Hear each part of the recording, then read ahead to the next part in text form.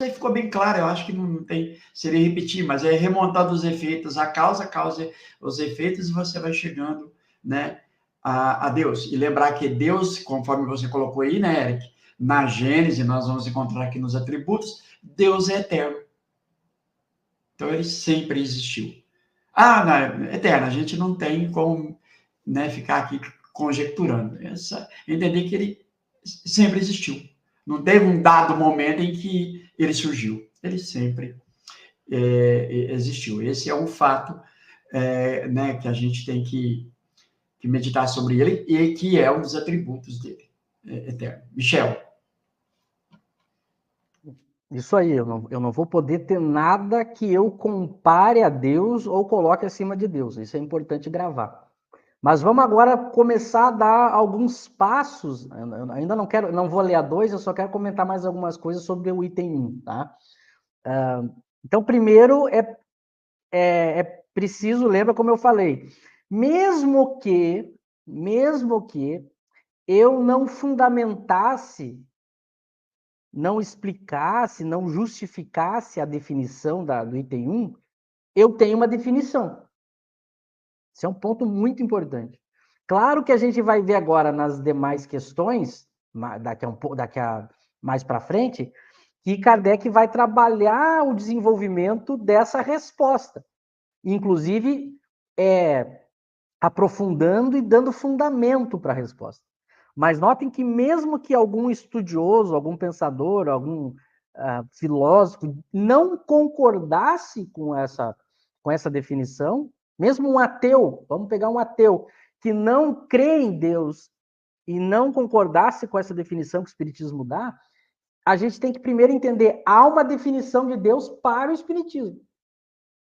Então, antes da fundamentação, antes de eu julgar se aquilo é certo ou errado, faz sentido ou não faz sentido, eu tenho que gravar a definição. Depois que eu tenho a definição, o conceito, aí eu parto para os questionamentos para fundamentar e fazer um juízo de valor do conceito.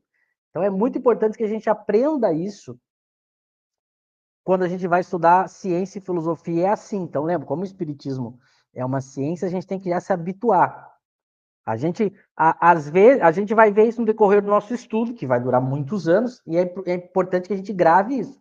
A gente tem que pegar o conceito e entender que esse é o conceito espírita da coisa que a gente está estudando. Se eu concordo ou não, se faz sentido para mim ou não, isso é outra discussão. Então, a definição do espiritismo de Deus é a inteligência suprema e causa primária em todas as coisas. Claro que eu também, se eu sou um bom questionador, eu posso perguntar, tem mais alguma definição? Será que, ou são só essas duas? A gente também vai ver isso. Então, primeiro, gravar isso. A inteligência suprema, causa primária. A gente já abordou um pouco a ideia da inteligência suprema ligada ao espírito. Então, como eu vou ter outras inteligências no universo, a ideia é que a dele é a suprema. E quando a gente for ver a questão da análise do princípio das coisas, quando eu vou remontando as causas, como o Eric colocou. Outro ponto importante, o Eric lembrou, para ajudar a responder essas questões, a gente volta a dizer, há duas obras de várias, mas basicamente espíritas, há duas obras que ajudam a entender esses primeiros itens. É a obra do Cosme e Mas, se chama Espírito e Matéria, é o nome do livro do Cosme. O pessoal pode comprar, bota no Google aí, tem para comprar a versão digital e a versão física, ajuda muito a entender. E tem a própria Gênese de Kardec, que vai ter um capítulo intitulado Deus, né? Que é o capítulo 2 da Gênese lá, que vai ser. Também a gente vai dar uma pincelada nele, que vai ajudar a entender essas questões. A gente vai ver também que há artigos na Revista Espírita, a gente vai pegar um mais para frente para ajudar. Então, outro ponto importante, antes de entrar na questão 2, o Eric já lembrou disso. Algo que a gente vai ver. Essas definições e muitas das questões que a gente vai ver aqui no Livro dos Espíritos sobre Deus já foram tratados na história da filosofia. Muitas das definições e respostas, vários filósofos já haviam colocado. Como o próprio Eric citou, muitos filósofos vão falar justamente isso, que para eu chegar a Deus, eu tenho que ir buscando a causa das coisas, até que eu chego na causa primeira, que seria Deus. Aí alguém poderia perguntar, bom, então por que o Espiritismo retoma essa discussão? E por que o Espiritismo, de diversos entendimentos que se tem de Deus na história da filosofia, por que alguns desses entendimentos o Espiritismo vai também concordar e outros não? Qual é a utilidade e o diferencial do Espiritismo no estudo de Deus? Isso é uma pergunta que a gente vai ter que responder. Porque ele vai pegar de respostas que já haviam sido dadas, algumas ele não pega, outras ele pega, e qual é a relevância? Qual que é a contribuição do Espiritismo para o entendimento desse assunto? A gente vai ver que há um entendimento, há um porquê do Espiritismo ter elementos para analisar essa questão de Deus que os filósofos não tiveram, que os cientistas não têm, os cientistas que estudam a matéria. E os próprios ateus, o Espiritismo vai conseguir tratar de grandes questões que os ateus colocaram e mostrar os problemas e falta de elementos para análise do estudo que eles não tinham, que o Espiritismo tem.